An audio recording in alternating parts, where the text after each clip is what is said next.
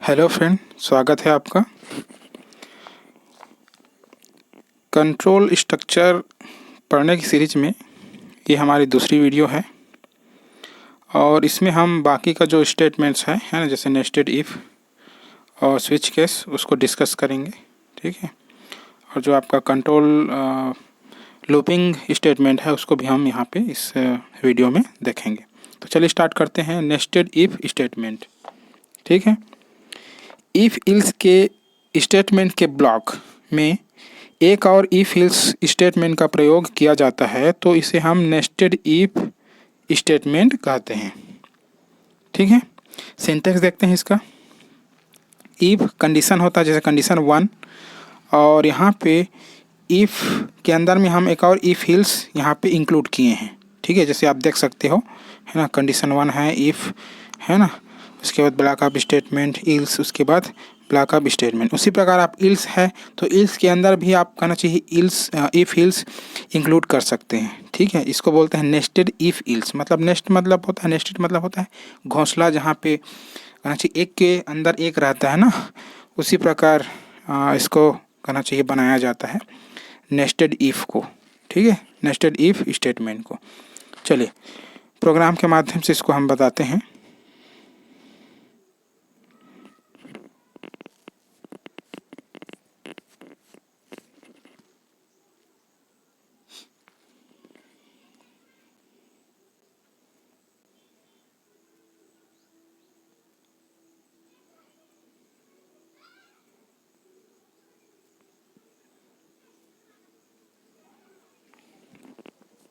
चलिए प्रोग्राम बनाते हैं नेस्टेड इफ का।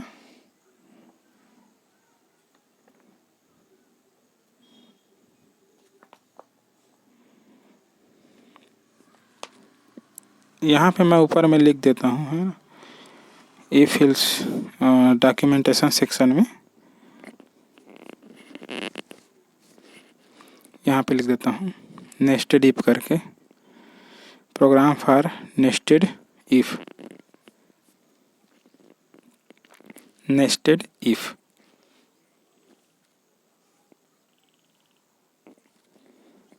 ठीक है। चलिए प्रोग्राम देखते हैं। और इस प्रोग्राम में हम 3 नंबर यूजर से इनपुट कराएंगे और उसमें से सबसे बड़ी जो नंबर होगी उसको हम फाइंड आउट करेंगे प्रोग्राम के माध्यम से। चलिए 3 वेरिएबल मैं लिया हूँ ए बी सी, और सी आउट की सहायता से एक मैसेज मैं प्रिंट करवाता हूँ, इंटर 3 नंबर्स। ठीक है, ये मैसेज प्रिंट होगा।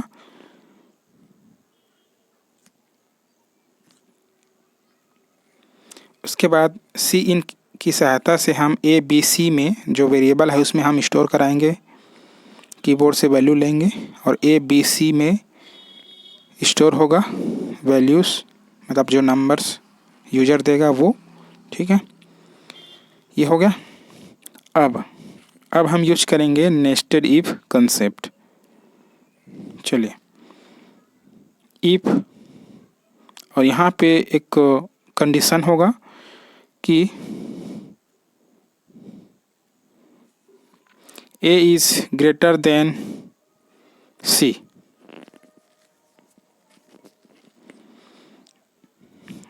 Opening brace, closing brace.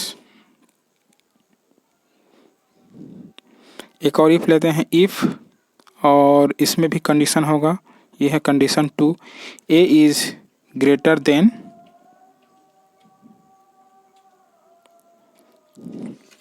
इसको मैं चेंज कर देता हूँ, A is greater than B।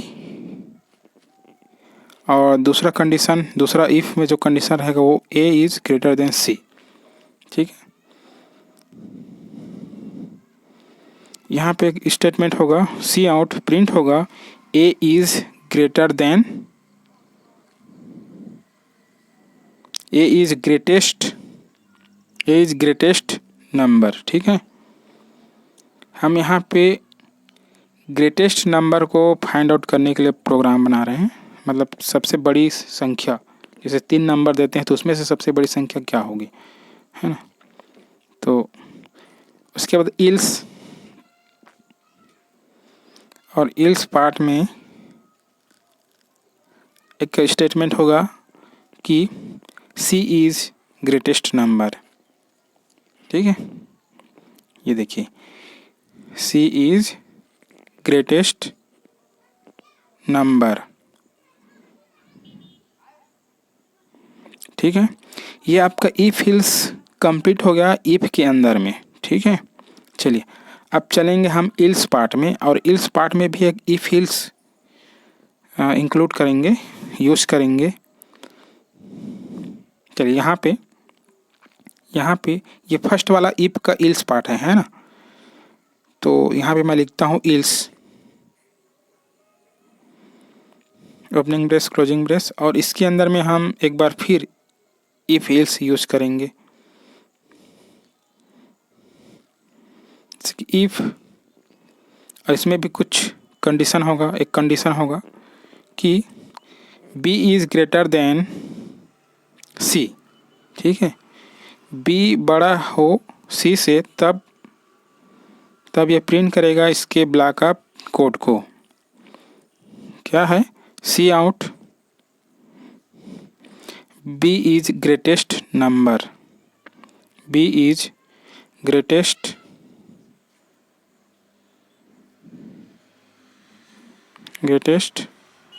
Number. ठीक है, end L।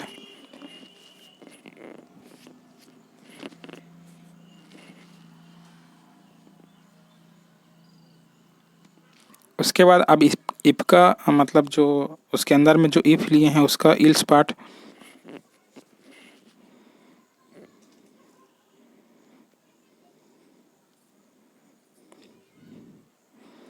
C is greatest number. ठीक है, तो ये हो गया आपका कंप्लीट। ठीक है, नेस्टेड इफ यहाँ पे हम दे देते हैं गेट ch फंक्शन। ठीक है, कंपाइल करते हैं।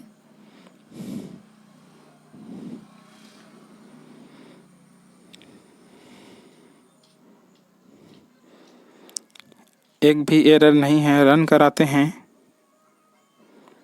ये देखिए इंटर 3 नंबर, हम कुछ भी यहाँ पे नंबर इनपुट कराते हैं, जैसे कि 10,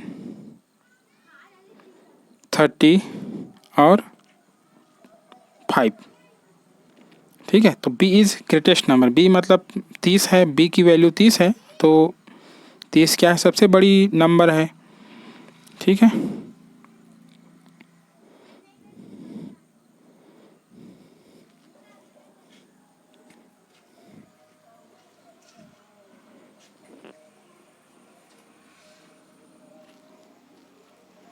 तो इस तरीके से हम नेस्टेड इफ स्टेटमेंट का उपयोग करते हैं।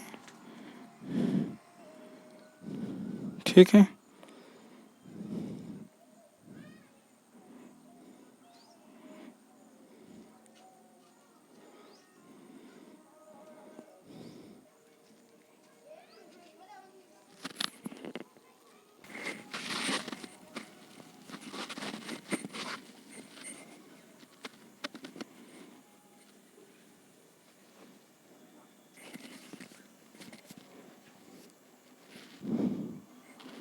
चलिए आगे देखते हैं।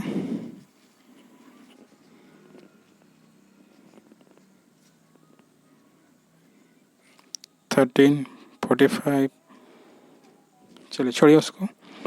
नेक्स्ट है स्विच कैश स्टेटमेंट। ठीक है, the switch case statement selects the statements to be executed for more than one condition in the programme.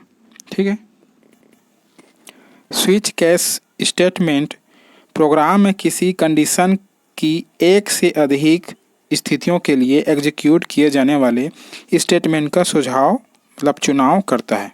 मतलब स्विच कैश स्टेटमेंट में कहना चाहिए बहुत सारे स्टेटमेंट्स होते हैं, और उसको आप अपने हिसाब से कहना चाहिए सेलेक्ट करते हैं और वही स्टेटमेंट कहना चाहिए एग्जीक्यूट होता है। ठीक है, मतलब बहुत सारे स्टेटमेंट हैं, बहुत सारे कंडीशन हैं, है ना, और जो आपको सूटेबल लगे उसी कंडीशन को आप स्विच केस में कहना चाहिए एग्जीक्यूट करा सकते हैं। ठीक है, तो उसको बोलते हैं स्विच केस स्टेटमेंट। ठीक है, तो जब आप कहना चाहिए आप कंडीशन देंगे, है ना, मतलब आप सिलेक्शन आप करेंगे कि कौन से स्टेटमेंट एग्जीक्यूट होगा। ठीक है, उसी को हम स्विच केस स्टेटमेंट में यूज करते हैं। ठीक है, जैसे यहाँ पे सिंटेक्स में आप देख सकते हैं केस स्विच कीवर्ड है ना, उसके बाद उसमें एक्सप्रेशन कुछ की देंगे, उसके बाद जैसे केस 1। ठीक है, केस 1 आप जैसे आप देते हैं तो वहाँ पे स्टेटमेंट 1 एग्जीक्यूट होगा। जैसे आप केस 2 में आप 2 देते हैं, ठीक है, तो स्टेटमेंट 2 एग्जीक्यूट होगा। उसी प्रकार आप जितना चाहे उतना कैश दे सकते हैं। ठीक है, उतने सारे कहना चाहिए एक कंडीशन आप दे सकते हैं।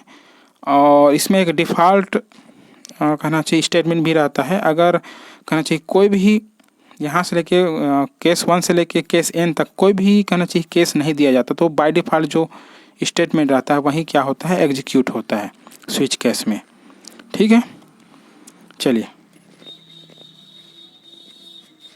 प्रोग्राम के माध्यम से इसको समझते हैं।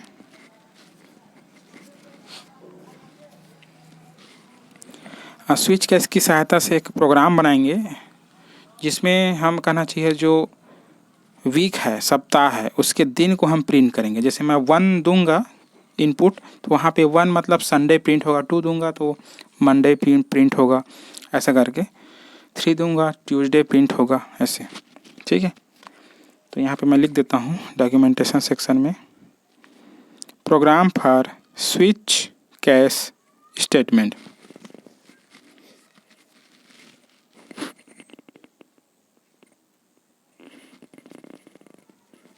एक वेरिएबल ले लेते हैं, जैसे मैं लेता हूँ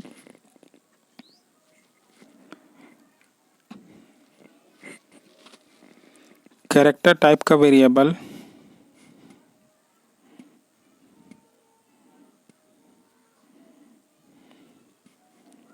CH। ठीक है, कैरेक्टर टाइप का वेरिएबल CH। आप कैरेक्टर भी ले सकते हो, इंटीजर भी ले सकते हो, है ना, सब एक्सेप्टेबल है स्विच केस में।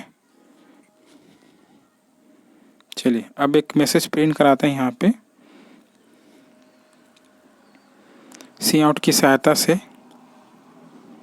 सी out enter your choice, enter your choice.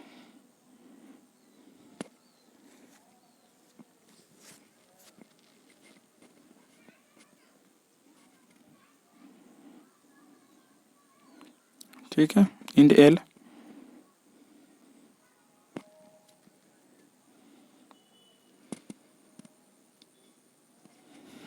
अब इसको हम CH में स्टोर करा देते हैं, CH वेरिएबल में।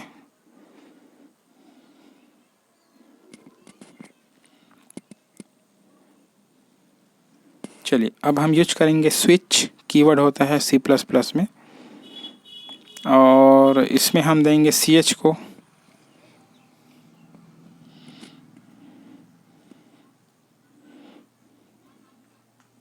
मतलब केस में जो वैल्यू देंगे, जैसे मैं 1 दे रहा हूँ, ठीक है, वो वैल्यू मैच होना चाहिए स्विच में जो आर्गुमेंट है ना, एक्सप्रेशन है CH उससे।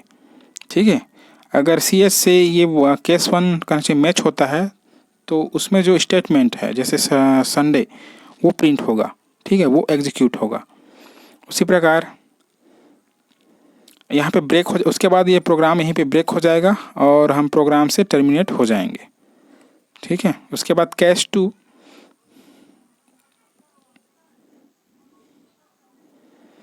कैरेक्टर लिए हैं तो इसको मैं कहना चाहिए कैरेक्टर मानूंगा और उसको सिंगल कोट में उसको लिखूंगा, जैसे 1 को लिख दिया और 2 को भी लिख दिया। ठीक है, उसी प्रकार ये कैश 2 मंडे, है ना, अगर कैश 2 मैच होगा आपका स्विच से तो मंडे प्रिंट होगा। यहाँ पे मंडे जो स्टेटमेंट लिखे हैं सी आउट में वो एग्जीक्यूट होगा और वहीं पे ब्रेक हो जाएगा। ब्रेक का काम है उसको वहीं पे स्टॉप कर देना, ब्रेक करा देना, ठीक है। उसके बाद कैश 3 और सी आउट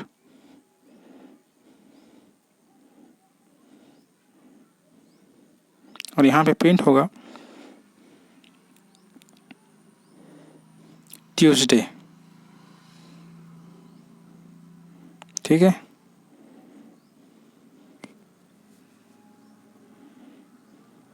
उसके बाद ब्रेक हो जाएगा, ब्रेक कैश 4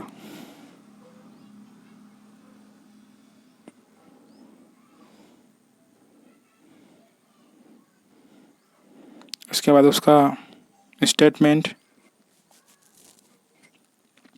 मतलब जिस कैश का वैल्यू मैच होगा स्विच के वैल्यू से, ठीक है, वो कैश वहाँ पे एग्जीक्यूट होगा। उस केस में जो स्टेटमेंट है वो एग्जीक्यूट होगा और प्रोग्राम वहीं पे ब्रेक होगा और टर्मिनेट हो जाएगा। ब्रेक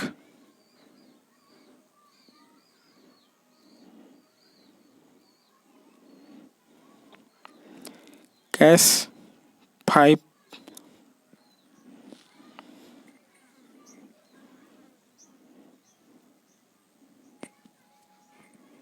और सी आउट स्टेटमेंट में हम देंगे सी आउट थर्सडे,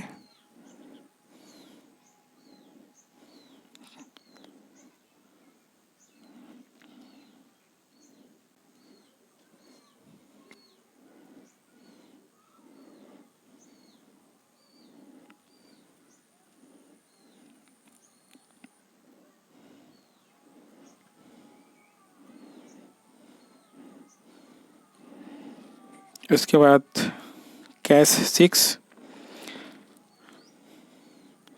अच्छा, मैं एक काम करता हूँ, ये जो करेक्टर वेरिएबल लिया हूँ इसको मैं ले लेता हूँ इंटीजर, ठीक है, क्योंकि हमको बार बार सिंगल कोटेशन लिखना पड़ रहा है। इंट ले लेते हैं, है ना। और यहाँ पे जो कोटेशन है उसको मैं हटा देता हूँ, है, जितने भी सभी केस में जो कोटेशन दिया हूँ सिंगल कोट उसको मैं हटा देता हूँ, ठीक है। अब ये कहना चाहिए नंबर के रूप में लेगा वैल्यू, ठीक है।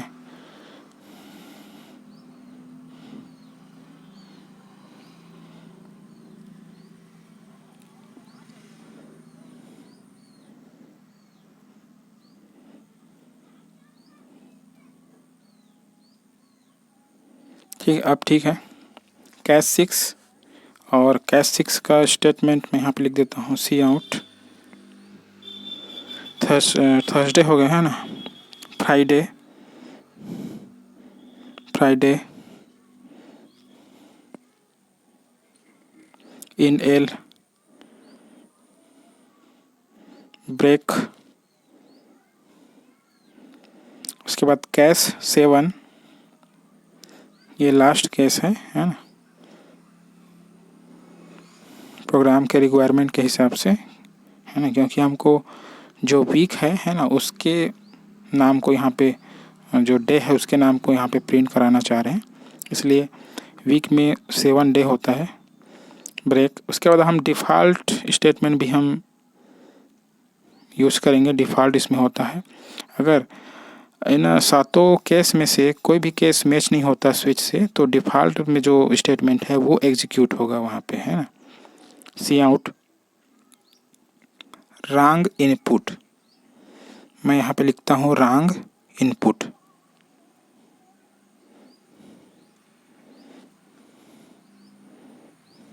ठीक है, इंड एल। उसके बाद गेट सी एच और प्रोग्राम कंप्लीट।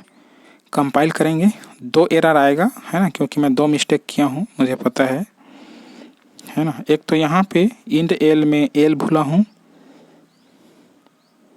ठीक है,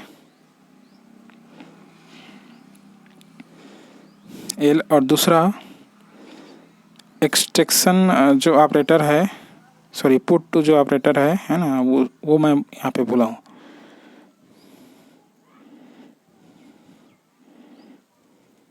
ठीक है। अब 0 एरर है ना, कोई भी एरर नहीं। रन कराते हैं। ये देखिए ये डी कहाँ से इनपुट हो गया, रॉन्ग इनपुट है ना। अच्छा गलती से दब गया होगा। चलिए इस बार देखते हैं। इंटर योर चॉइस, जैसे 1 तो संडे प्रिंट हुआ। उसके बाद फिर से रन कराते हैं। 2 तो मंडे प्रिंट हुआ। उसके बाद जैसे मैं 7 प्रिंट कराता हूँ तो सैटरडे है ना, वीकेंड प्रिंट हुआ। ठीक है। तो इस तरीके से स्विच कैश काम करता है।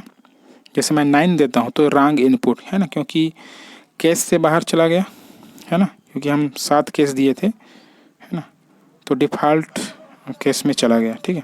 चलिए अब उसके बाद कंट्रोल स्ट्रक्चर में जो आपका तीसरा टाइप होता है कंट्रोल स्ट्रक्चर का, लूपिंग आर रिपीटेटिव स्टेटमेंट, उसको देखते हैं। ठीक है। When one or more statements is executed repeatedly, then this implementation is called looping or repetitive statements। ठीक है। मतलब जब एक या एक से अधिक स्टेटमेंट्स के समूह को बार बार दोहरा कर एग्जीक्यूट करवाया जाता है तो इस एग्जीक्यूशन को हम लूपिंग या फिर रिपीटेटिव एग्जीक्यूशन कहते हैं, है ना, रिपीटेटिव स्टेटमेंट कहते हैं। ठीक है।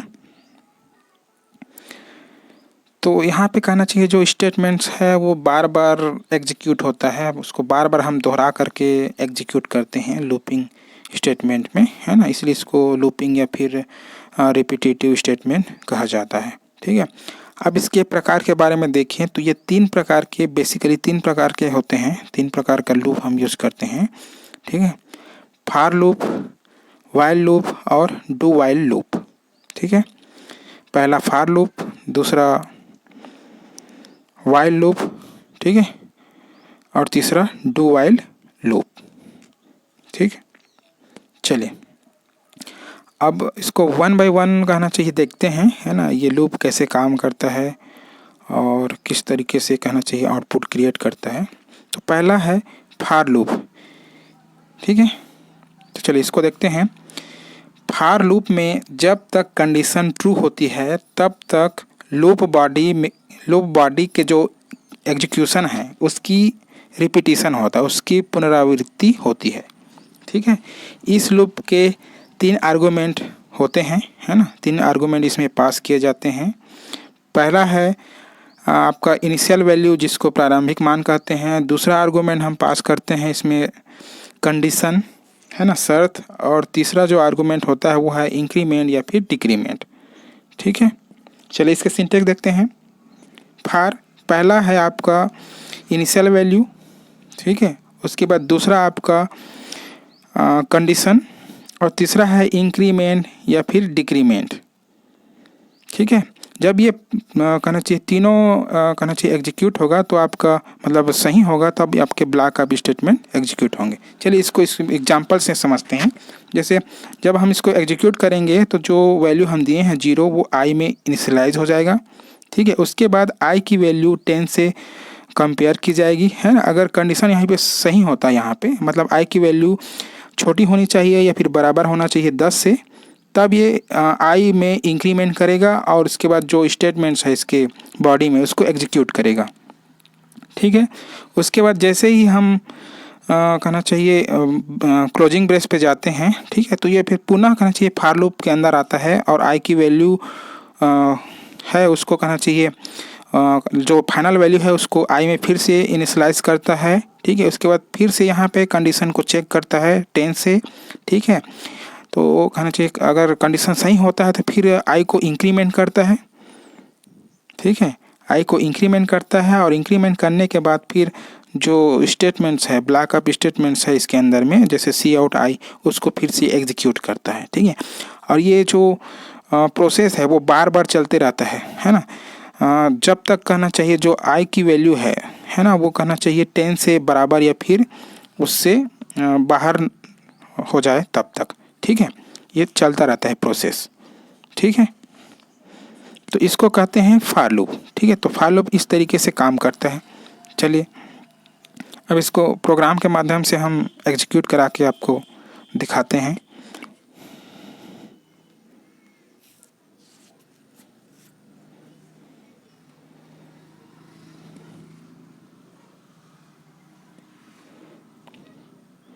यहाँ पे मैं डॉक्यूमेंटेशन सेक्शन में लिख देता हूँ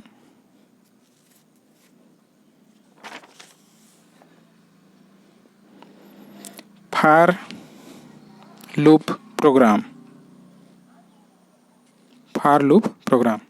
चलिए हेडर फाइल रहता है, इंक्लूड करते हैं हैज़ इंक्लूड iostream.h और दूसरा header file has include conio.h हम इंक्लूड करते हैं।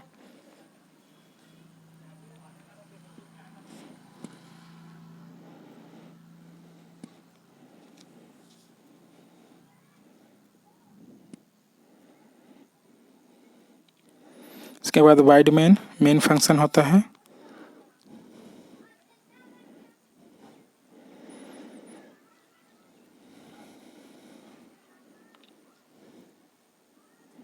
चलिए एक वेरिएबल ले लेते हैं इंटीजर टाइप का आई। वेरिएबल नेम कुछ भी हो सकता है, CLR फंक्शन यूज कर लेते हैं। उसके बाद हम फॉर लूप यूज करेंगे। फॉर है ना, आई की इनिशियल वैल्यू हम देते हैं 0 सेमीकोलन और I less than or equal to 10। ठीक है, ये कंडीशन है दूसरा पार्ट। और तीसरा है इसमें कि तीसरा आर्गुमेंट इंक्रीमेंट या फिर डिक्रीमेंट। हम यूज करते हैं इंक्रीमेंट प्लस प्लस ऑपरेटर। ठीक है, और उसके बाद हम आई को यहाँ पे प्रिंट करा देते हैं स्टेटमेंट के रूप में। आई को केवल हम प्रिंट करा देते हैं। ठीक है, सेमीकोलन। ठीक है, उसके बाद गेट ch। ठीक है, चलिए कंपाइल करते हैं, 0 एरर, रन कराते हैं। है ना, ये 0 से 10 तक प्रिंट करेगा, 11 नंबर। है ना, 0 से 10 मतलब 11 नंबर टोटल ये प्रिंट कर रहा है। 0 1 2 3 4 5 6 7 8 9 10। ठीक है, चलिए इसको थोड़ा सा और सिस्टमेटिक ढंग से अरेंज कर देते हैं। अब ये नीचे में प्रिंट होगा, है ना, वर्टिकली, है ना, पहले ओरिजिनली प्रिंट हो रहा था। है ना, ये देखिए 0 1 2 3 4 5 6 7 8 9 10। ठीक है, 11 डिजिट। ठीक है, क्योंकि कंडीशन में हम या तो 10 से बराबर होना चाहिए या फिर छोटा होना चाहिए, ऐसा दिए थे। चलिए आगे देखते हैं। तो कंट्रोल स्ट्रक्चर का जो तीसरा पार्ट है ना, लूपिंग या फिर रिपीटेटिव एग्जीक्यूशन, उसके बारे में हम देख रहे हैं। उसमें पहला हम देख चुके फॉर लूप, दूसरा देखते हैं while loop. In while loop also like for loop, its loop body repeats the execution of the statement till the given condition is true. The loop terminates when the condition is false. मतलब while loop में भी for loop की ही तरह condition के true रहने तक इसकी loop body के स्टेटमेंट्स एग्जीक्यूशन को दोहराता है। ठीक है, कंडीशन के फॉल्स होने पर लूप समाप्त हो जाता है। ठीक है, चलिए सिंटैक्स देखते हैं। वाइल, उसके बाद कंडीशन और ब्लॉक ऑफ स्टेटमेंट। ठीक है, ये इसका सिंटैक्स होता है। ठीक है, एग्जांपल में आप वाइल, है ना, ये कंडीशन सही होगा तो ये जो बॉडी है उसका, है ना, सी आउट, उसको एग्जीक्यूट करेगा। ठीक है, यहाँ पे हम फ्लो चार्ट में समझ सकते हैं, है ना, यहाँ पे कंडीशन सबसे पहले चेक होगा, वो ट्रू होगा तो स्टेटमेंट को एग्जीक्यूट करेगा और तब तक एग्जीक्यूट करेगा जब तक कंडीशन ट्रू रहेगा तब तक। ठीक है, चलिए इसको प्रोग्राम के माध्यम से समझते हैं।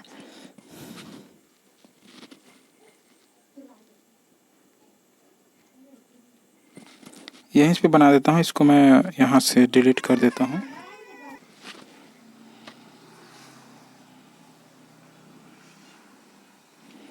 चलिए अभी स्टार्ट करते हैं। एक वेरिएबल ले लेता हूँ इंट काउंट, है ना, काउंट नाम का एक वेरिएबल इंटीजर टाइप का, और इसका जो प्रारंभिक मान मैं यहाँ पे स्टोर करा देता हूँ 1।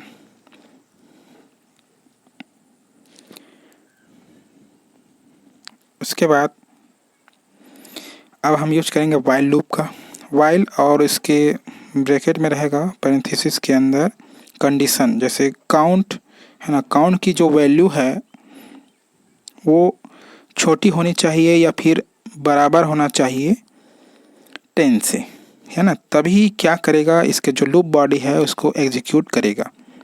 ठीक है, चलिए मैं सी आउट करा देता हूँ। जो वैल्यू है काउंट का उसी को हम प्रिंट करा देते हैं।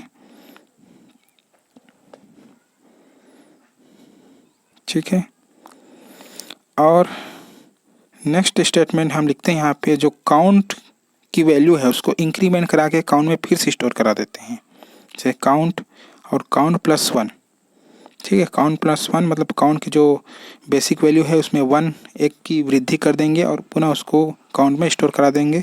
ठीक है, और ये प्रोसेस तब तक चलेगा जब तक काउंट की वैल्यू 10 के बराबर नहीं हो जाती या फिर उससे छोटा नहीं होती तब तक। ठीक है, मतलब जैसे ही 10 से बड़ा मिलेगा नंबर, है ना, वो कहना चाहिए प्रोग्राम से बाहर चला जाएगा। ये देखिए, अच्छा पिछले वाला भी आउटपुट प्रिंट हो रहा है। चलिए मैं यहाँ पे CLRSCR फंक्शन यूज कर लेता हूँ।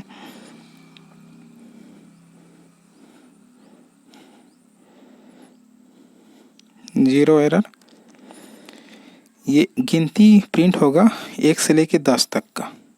ठीक है, मतलब 10 से जैसे ज़्यादा वैल्यू मिला है ना, वो कहना चाहिए वहीं से टर्मिनेट हो गया, लूप से बाहर।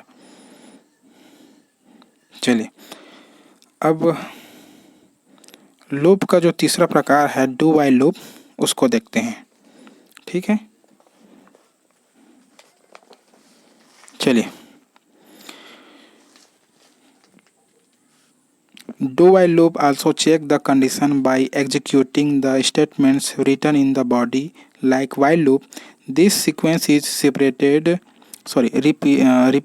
as long as the condition is remain true. ठीक है, मतलब do while loop भी while loop की तरह ही बॉडी में लिखे जो स्टेटमेंट है उसको एग्जीक्यूट करके कंडीशन को जांचता है। मतलब डू वाइल लूप भी वाइल लूप की ही तरह कहना चाहिए बॉडी में लिखे स्टेटमेंट्स को एग्जीक्यूट करके कंडीशन को जांचता है। मतलब पहले जो बॉडी है उसको एग्जीक्यूट करता है, बाद में कंडीशन को ये चेक करता है, और यह क्रम तब तक रिपीट किया जाता है जब तक जो कंडीशन है वो ट्रू रहती है तब तक। ठीक है, इस प्रकार हम डू वाइल लूप में स्टेटमेंट्स को कम से कम एक बार एग्जीक्यूट करते हैं, है ना, कंडीशन चाहे फॉल्स हो या फिर ट्रू हो, है ना, क्योंकि यह कंडीशन बॉडी के बाद चेक करता है।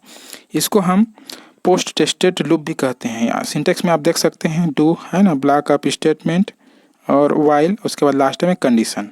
ठीक, एग्जांपल में आप डू, उसके बाद ये आपका स्टेटमेंट है पहले एग्जीक्यूट होगा, उसके बाद में वाइल लूप में जो कंडीशन है वो चेक होगा। ठीक है, फ्लो चार्ट आप देख सकते हैं, है ना, स्टेटमेंट पहले एग्जीक्यूट हो रहा है, कंडीशन बाद में चेक हो रहा है। ठीक है, और ये प्रोसेस तब तक चलेगा जब तक कंडीशन ट्रू रहेगी तब तक। ठीक है, चलिए प्रोग्राम के माध्यम से इसको एग्जीक्यूट करके आपको बताते हैं।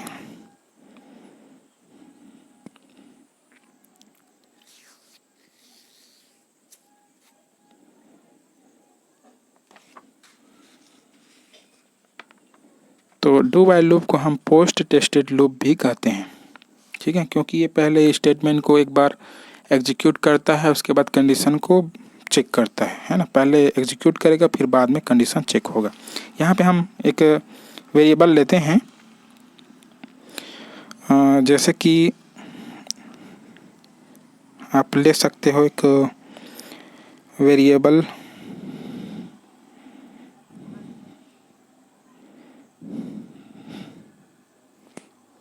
इंटीजर टाइप का, जिसे मैं ले लेता हूँ n, है ना, और इस डू वाइल लूप की सहायता से हम फैक्टोरियल नंबर कैसे फाइंड आउट करते हैं उसके लिए प्रोग्राम बनाएंगे।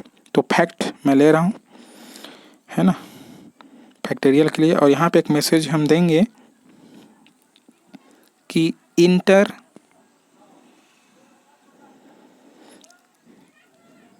नंबर या फिर inter a number for factorial. ठीक है। फैक्टोरियल के लिए एक नंबर इंटर करें, ऐसा मैसेज प्रिंट होगा, ठीक है। उसके बाद जो वैल्यू हम जो नंबर कीबोर्ड से लेंगे Cin की सहायता से, उसको हम n वेरिएबल में स्टोर करा देंगे, n में जाके स्टोर होगा। अब फैक्ट की जो इनिशियल वैल्यू है उसको मैं कर देता हूँ 1, ठीक है। अब हम डू वाइल लूप यूज करेंगे, डू, और यहाँ पे रहता है सबसे पहले स्टेटमेंट डू के अंदर में। यहाँ पे मैं लिख देता हूँ पर मैं डॉक्यूमेंटेशन सेक्शन में डू वाइल लूप है ना, वाइल लूप तो पहले से लिखा है, डू यहाँ पे मैं ऐड कर देता हूँ डू वाइल लूप, ठीक है। हाँ, अब यहाँ पे डू के अंदर में जो स्टेटमेंट है उसको लिखते हैं, जैसे कि मैं फैक्ट, ठीक है, फैक्ट में वैल्यू जाएगा फैक्ट इनटू n, ठीक है। ये फार्मूला होता है फैक्टोरियल कैलकुलेट करने का, और n माइनस माइनस इंक्रीमेंट हो रहा है, सॉरी डिक्रीमेंट होगा n की वैल्यू, ठीक है। उसके बाद यहाँ पे हम वाइल लूप में जाएंगे, वाइल में है ना, वाइल में हम देंगे कंडीशन, और कंडीशन क्या रहेगा, n की जो वैल्यू है ना, वो बड़ी होनी चाहिए या फिर बराबर होनी चाहिए 1 से, है ना, तब तक कहना चाहिए ये लूप चलेगा, ठीक है। और यहाँ पे हम प्रिंट करा देते हैं जो वैल्यू है फैक्ट का, जो वैल्यू है वो उसको, ठीक है। मैं यहाँ पे लिख देता हूँ फैक्टोरियल इज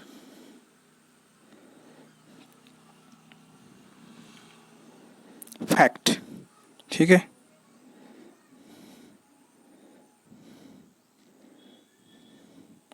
गेट ch,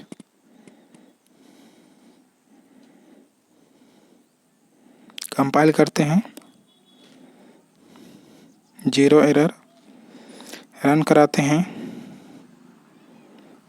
ये देखिए inter a number for factorial, जैसे 5, तो 5 का होता है 120, ठीक है, 5 का फैक्टोरियल 120, 4 का 24, ठीक है, और 1 का होता है 1, ठीक है। तो इस तरीके से हम फैक्टोरियल कैलकुलेट कर सकते हैं। जैसे मैं यहाँ पे 9 का करता हूँ तो कुछ मिस्टेक बताएगा, जैसे माइनस दिखा रहा है, सही वैल्यू नहीं दिखा रहा है, इसलिए क्योंकि जो इंटीजर है ना, हम लिए हैं, वो कहना चाहिए कम मेमोरी लेता है ना, तो उसको मैं चेंज कर देता हूँ, जैसे डबल, वो ज़्यादा मेमोरी स्पेस लेता है ना, जिससे ज़्यादा वैल्यू स्टोर हो सकता है ना। चलिए मैं उसको यहाँ पे कर देता हूँ डबल, है ना, उससे क्या है, मेमोरी ज़्यादा मेमोरी मिलेगा और जो बड़ी नंबर है वो वहाँ पे स्टोर हो सकता है, ठीक है, स्टोर हो जाएगा, फिर आसानी से वो रन करेगा। 0 एरर, रन कराते हैं, है ना, जैसे मैं 9 देता हूँ तो यहाँ पे ये देखिए, है ना, कुछ वैल्यू प्रिंट कर रहा है, ठीक है। तो इस तरीके से कहना चाहिए कंट्रोल स्ट्रक्चर का ये दूसरा पार्ट भी कंप्लीट होता है। वीडियो अच्छा लगा तो लाइक करें, कमेंट करें, शेयर करें और चैनल को सब्सक्राइब करें। Thank you.